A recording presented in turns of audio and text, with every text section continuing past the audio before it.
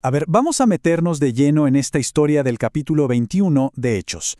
Es fascinante porque arranca con una reunión súper alegre en Jerusalén que de un momento a otro se convierte en un caos total, en un motín mortal. Y es que justo ahí se revela un conflicto que, la verdad, sigue súper vigente en el corazón de la fe. Miren, este va a ser nuestro recorrido. Empezaremos con la celebración, viendo la obra de Dios, y luego pasaremos al caos que genera la religión humana. Al final, vamos a reflexionar un poco sobre qué nos dice todo esto hoy. Bueno, pues la historia comienza con una nota muy alta. Imaginen, el apóstol Pablo vuelve a Jerusalén después de estar ausente por 4 años. Lo reciben con una alegría inmensa, de verdad. Al día siguiente tiene una reunión súper importante con Jacobo, que era el hermano de Jesús, y con todos los líderes de la iglesia de allá. Y aquí viene lo más revelador de ese encuentro. ¿De qué creen que se pusieron a hablar? El informe de Pablo no fue para nada sobre sus propios logros, ¿eh? No dijo, yo hice esto o yo logré aquello. No.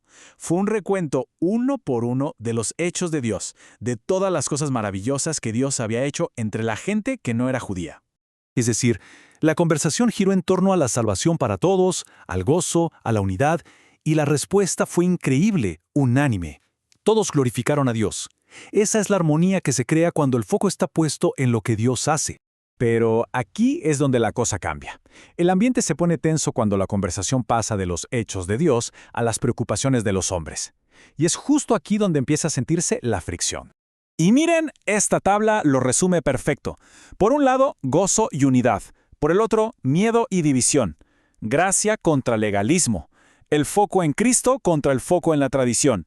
Los ancianos le dicen a Pablo que hay un problema. Miles de creyentes judíos, muy celosos por la ley, han escuchado unos rumores bastante feos sobre él.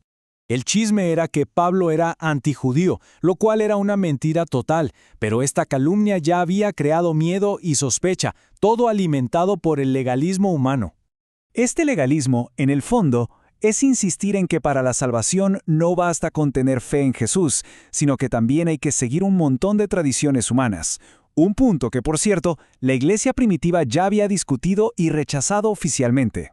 Entonces, para intentar apagar el fuego de los rumores, a los ancianos se les ocurre un plan. Creen que con esto van a poder demostrar que Pablo sí respeta la tradición judía. Pero el plan, fracasa de una manera espectacular. Todo se enciende por una suposición falsa. Ven a Pablo con un no judío fuera del templo, pero asumen que lo metió. Nadie verifica, nadie pregunta, simplemente reaccionan y se desata el caos. El celo religioso de la multitud, que nació de un rumor y del legalismo, se convierte en una furia asesina. Están listos para matar a un hombre dentro del lugar más sagrado, valorando más su tradición que la vida humana. Pablo se salva por un pelo, solo porque interviene el comandante romano. Lo arresta para calmar el motín y, sin siquiera saberlo, termina cumpliendo las profecías que decían que Pablo sería encarcelado. Toda esta historia tan antigua funciona como un espejo para nosotros hoy en día, ¿eh? Nos lanza unas preguntas bien importantes sobre nuestra propia fe. Y como bien resalta la enseñanza del pastor Camilo Dorado sobre este pasaje, la primera pregunta es, ¿nuestra vida espiritual se construye en una relación personal, íntima, con Dios? ¿O está más bien llena del ruido digital y todas las distracciones de hoy? Porque cuando falta esa intimidad genuina con Dios, es muy fácil caer en una religión de apariencias, de opiniones, de reglas, justo como le pasó a la turba en el templo. Y esto nos reta a examinar nuestras conversaciones.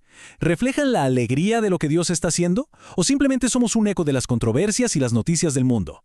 Al final, la historia nos deja con un pensamiento bastante provocador. ¿Nuestra fe es un testimonio vivo de la gracia de Dios, de esa libertad, o se ha convertido, sin darnos cuenta, en una defensa rígida de tradiciones humanas? Una pregunta para reflexionar.